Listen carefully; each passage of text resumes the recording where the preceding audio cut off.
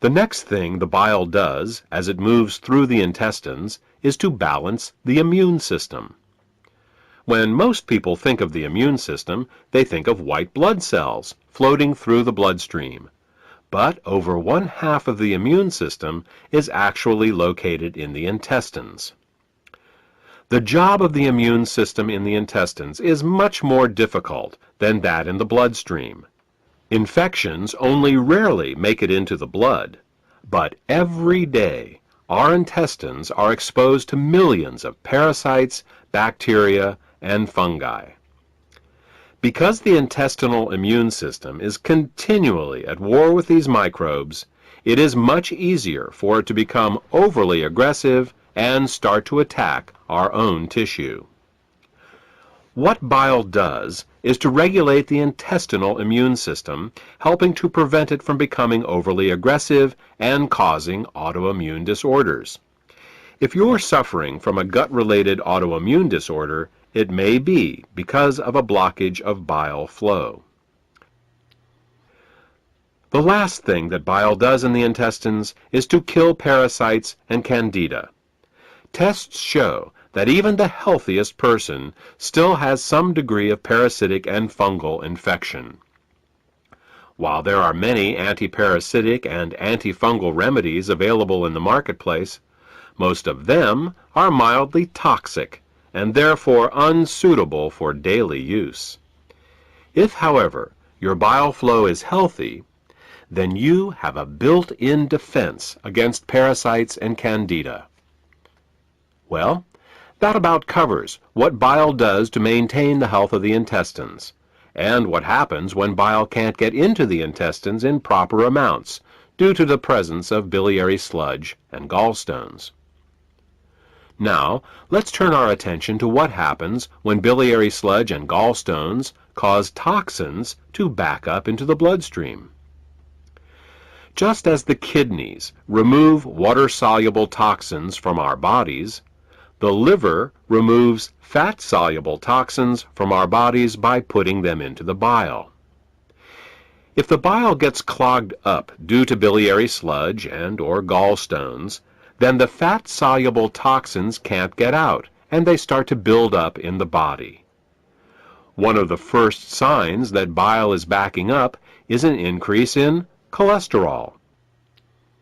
This happens because the only way cholesterol can leave the body is through the bile. Impaired bile excretion causes cholesterol levels to rise. It's that simple.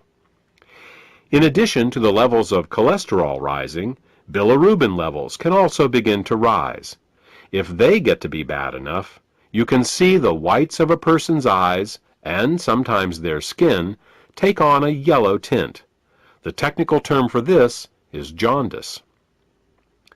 While an increase in cholesterol and bilirubin levels in the body is easy to recognize, the accumulation of other toxins is not. Literally thousands of toxins and chemicals are processed by the liver for removal through the bile each day. When gallstones and biliary sludge prevent these toxins from leaving the body, they begin to accumulate in the bloodstream and the tissues, causing all sorts of problems. Dissolving gallstones and biliary sludge is an often overlooked but vitally important part of any detoxification program. The last problem we will discuss, that is caused by bile backing up into the bloodstream, has to do with immune function. As we said earlier, bile plays an important role in the immune system of the intestines by keeping it from becoming overly aggressive. Unfortunately, what's good for the immune system of the intestines is terrible for the rest of the body. Studies have shown that when bile acids are present in the bloodstream, they inhibit chemotaxis and phagocytosis.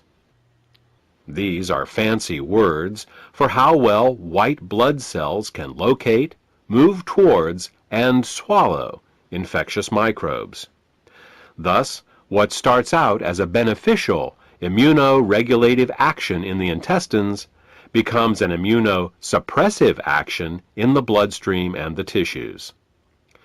These are all effects of bile backing up in the bloodstream. The final set of problems we will discuss is how biliary sludge and gallstones can affect the neighboring organs. In addition to bile acids backing up into the bloodstream, bile can also back up into the pancreas and liver, where it can cause alkaline burns. This is because the liver, pancreas, and gallbladder all share the same basic plumbing, the common bile duct. There are valves that keep the bile from backing up into the liver and pancreas. If a small stone finds its way into one of these valves, the valve can get stuck in the open position. If this happens, then every time the gallbladder contracts to squeeze the bile into the small intestines, it can also squeeze the bile into the pancreas and the liver, causing caustic alkali burns and irritation. You see, very alkaline substances can burn us just as easily as very acidic ones.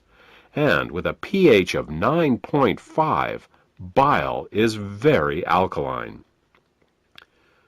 Mild alkali burns for a short time in these organs may only result in local irritation, but over a long period of time, these alkali burns can cause diabetes, hepatitis, and cancer.